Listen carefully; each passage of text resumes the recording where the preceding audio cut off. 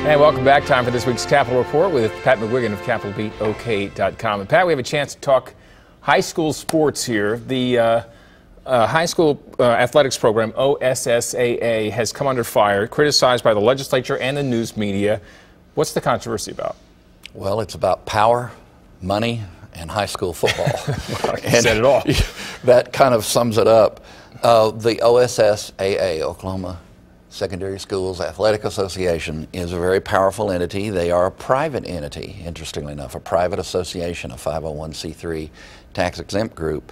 But they have a lot of power and control over high school athletics in Oklahoma. It's where we get the class system and the various regulations of high school sporting. Now, the real conflict, I wouldn't say the only conflict, but a big source of the conflict is indeed high school football. In the old days, playoff revenues, for example, were divided among the schools. Now the money goes to, under new, recent, last several years, OSSAA rules, the money goes to the association. And of course, football coaches are upset about that because football is comparatively a revenue-generating sport. Now, Jim Dixon, who's been a coach for, I guess, more than 3 decades, maybe 4 decades, a high school football coach, he said relations between the OSSAA and the football coaches are at an all-time low. That's the words he used in an interim study testimony this week. It's a private association with government-like powers. They probably need to exist, but they're reluctant to answer some of the questions that legislators and others are asking because of the complaints of parents over eligibility issues, as well as this revenue thing. So Gus Blackwell, who chaired the interim hearing this week, he said, well, if they don't want to answer the questions, we'll subpoena them. So could be some fireworks. Stay tuned.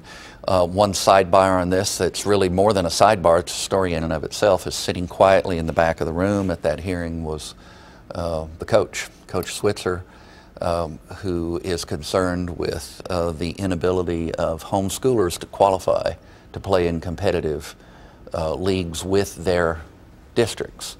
So watch that page as well. More he has a vested interest in that. He's interested. His grandchildren, I think, are being homeschooled.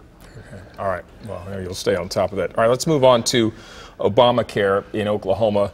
Are you seeing a situation develop here where some employers are actually limiting their employee hours in order to avoid the requirements of the insurance program? It's very interesting. Definitely happening around the country. It's not clear that it's a big phenomenon in Oklahoma yet, but it's happening all over the United States. Investors Business Daily, a mainstream newspaper with a pro-free market perspective, did a compilation, and it's now in the several hundreds. And it seems to be particularly happening with government employers and specifically with higher education.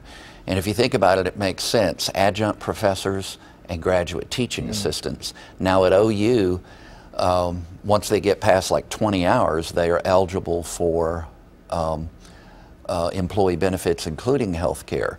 But Rose State College is more like what's happening around the country, which is they're being very careful to manage their resources so that that money is available for full-time staff per se, because under the Affordable Care Act, 30 hours is the trigger. I think it's actually 29.5, but it's a trigger that someone comes to be considered full-time for purposes of ACA.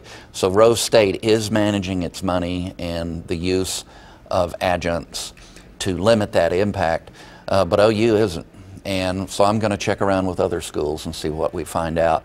It's another practical aspect of the implementation of the Affordable Care Act, which is looming. All right, and staying on the same topic of the ACA, are you seeing something going on with the AFL-CIO here? Are they breaking against the president? Yeah, we're almost out of time, but just I think it's fair to say the AFL-CIO nationally as an institution, as a nationwide labor union movement, is critical now of the Affordable Care Act. We've seen that emerging for a long time. What they're worried about is the impact of the way the regulations are going to be implemented and interpreted under ACA when it comes to multi-employer plans, which are, that's one way of describing plans subject to compulsory bargaining and to union agreements with businesses, because the benefits are being impacted and costs are going up. So they passed a national resolution to reform the ACA in some cases along the lines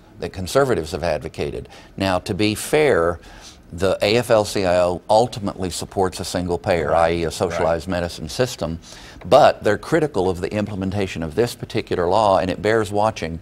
The Oklahoma union guys were not necessarily involved in pushing for that, but they say they understand it because it comes from the building and trade construction unions. All right, well, you can read more about this and other topics at CapitolBeatOK.com. For Pat McGuigan, I'm Alex Cameron. Have a great day.